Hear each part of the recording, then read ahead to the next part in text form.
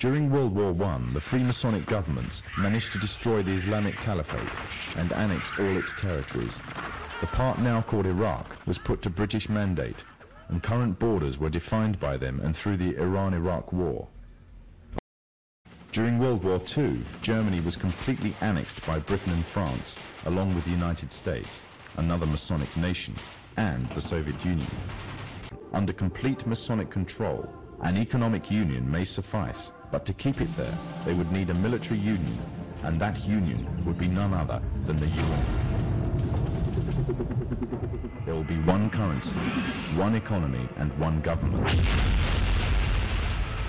And the government would most certainly be a Masonic government.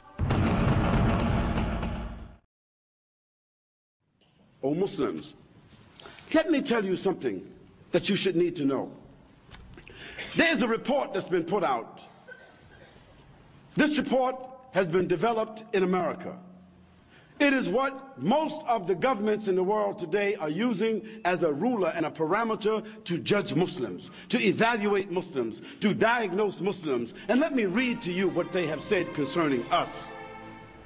They are fundamentalists, they are traditionalists, they are modernists, and they are secularists. Let me define those terminologies for you. Fundamentalist means those people who are saying we want to go back to the Quran and the Sunnah. We want to establish the Quran and the Sunnah. We want to follow the 3 generations of Islam. No, we do not want bid'ah. We don't want ghulu. We don't want excess. We want Islam, the Quran, and the Sunnah in all our actions, and that's it. They call us, those who say that, fundamentalists. Although in Islam there's nothing called fundamentalism. Then there are the traditionalists. These are the people who also say they follow the Quran and the Sunnah, but they hold on to a certain classical tradition. They say we are Wahhabi. They say we are Hanafi. They say we are Shi'i. They say we are Maliki. Although those 4 men, Ahmed ibn Hanbal, Imam Shafi rahimahullah, Abu Hanifa, Imam Malik, although those are our fathers, those are our scholars, those are the mujtahideen of Islam and the greatest people who brought dalil to us from those generations, no doubt. But following them blindly as a tradition is what the category here is. People who follow them blindly, and therefore they don't unite with anybody else except those who follow each one blindly. They are called traditionalists. Then there are the modernists.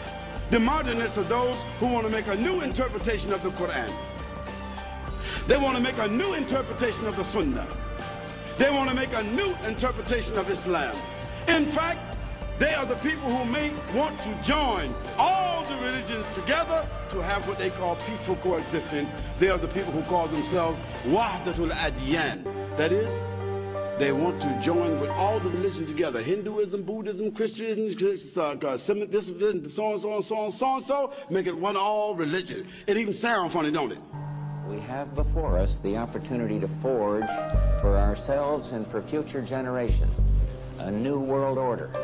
A world where the rule of law, not the law of the jungle, governs the conduct of nations.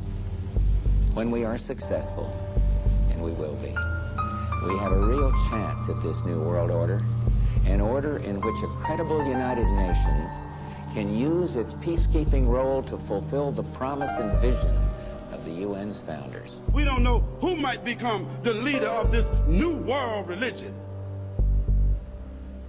But the people who call for that among the Muslims, they are the misguided people, and they have joined the enemies of Islam. No matter how intellectual they are, no matter how sincere they are, no matter how educated that they are, they have joined the camp of the enemies of Allah subhanahu wa ta'ala, and they have said by doing so that Allah subhanahu wa ta'ala has not given to us the haqq. And that this deen of the Quran and the Sunnah and the wala and bara, the loyalty and the disassociation, the loyalty for the Muslims and the disassociation of the kafirs, that there's nothing like that in Islam. We just go along down the road, and whoever's happy with us, we happy with them too. These times of tribulation are like a giant sieve, sorting out the true believers from the apostates and hypocrites. Many have adopted the lifestyle and philosophy of the Dajjal system, retaining perhaps only their Muslim names or clothing. This time हमने कपड़े बनाए हैं बच्चों के लिए, सारे मुस्लिम style के, और see अभी इतने used to नहीं रहते हैं, so I'd like to do that. So on Eid we'll do that. It's very simple. Wearing them like a badge to their identity, and in every other way embracing wholeheartedly the system that is being used to eradicate Islam.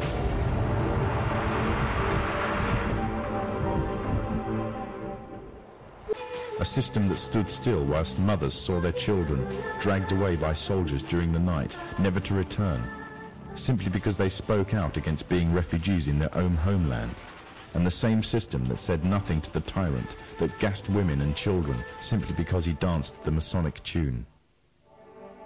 For those who choose this system, claim to love Allah and His Messenger, but hate what He has brought, leave the guidance that is Islam, and they adhere to the evil system of the Dajjal, living their lives in accordance with its rules and seeking from it worldly rewards, disregarding the truth that is the laws of Allah.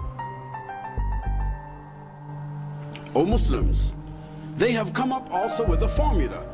Not only have they classified us, but they have also come up with a formula to deal with every category and how to create hostility and opposition between the different categories.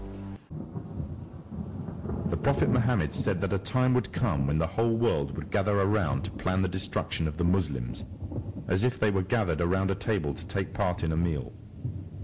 Today the nations of the world are doing just that, around the circular tables of the United Nations General Assembly Hall. He also said that the time of the Dajjal will be years of confusion. People will believe a liar and disbelieve one who is trustworthy, and those who rebel against God will have a say in general affairs. They have determined that the greatest threat to Western civilization and the continued dominance of Western culture is to make sure that no nation among the Muslims develop among themselves a global identity. And secondly, they never, ever, ever have the ability to reestablish the Khilafah. Now this is in their protocols. This is what you should understand. This is what they're preserving. This division is subtle and hidden, meaning that most Muslims wouldn't even know it. They have divided and conquered, instilling diseases such as nationalism and racism into the heart of the Ummah. Their biggest fear is Muslim unity and revival of the message brought by the last prophet to mankind. Without the division of wealth and false leadership of these nations, nothing would prevent the purest Islamic movements from coming to power.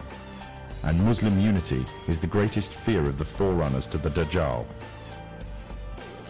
In this way, we can maximize our global agenda and we can minimize any global threat from them. SubhanAllah. Look how clear they are. Look how bold they are. Look how blatant they are. And look how accurate they are. The system set up by the forerunners to the Dajjal have ensnared many Muslims away from truth, using lures such as wealth and materialism and fulfillment of earthly desires. The Dajjal has placed a strong hold in the very heart of Islam itself and laid a firm grip on the Muslim holy lands.